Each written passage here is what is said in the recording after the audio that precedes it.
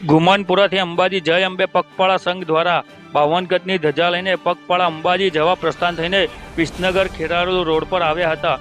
અમારી channel India time ન્યૂઝને like કરો, શેર કરો, સબસ્ક્રાઇબ કરો, જેથી કરી અવનવા સમાચાર તમારી સાથે પહોંચી શકે। Bureau reporter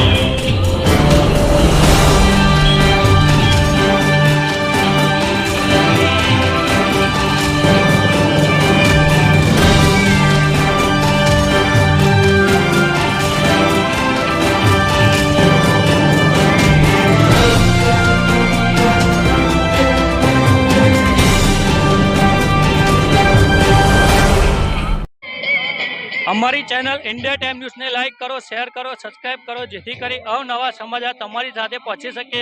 as the reporter હાર્દિક શુક્લા, જય અંબે પગપાળા સંઘ ગમનપુરાથી અંબાજી 52 ગજની ધજા લઈને પગપાળા યાત્રા સંઘ તરીકે લઈને અહીંયાથી પહોંચ્યા છે। વિસનગર પહોંચ્યા છે અને વિસનગરથી અંબાજી જવા માટે આ ગમનપુરા જય અંબે પગપાળા સંઘ નીકળી રહ્યા છે। ત્યારે અહીંયા આપણી વચ્ચે સંઘપતિની જોડે આપણે વાર્તાલાપ કરીશું।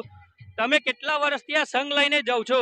અને 37 વર્ષથી અંબાજી પગપાળા સંઘ લઈને જઈએ છીએ અને દર વર્ષે અમારો જોરદાર માહોલ હોય છે અને ગમનપુરાના સર્વે ભાઈઓનો સાફ સહકાર અને એ લોકોનો સહકાર બહુ જબરદસ્ત મળે છે અમને।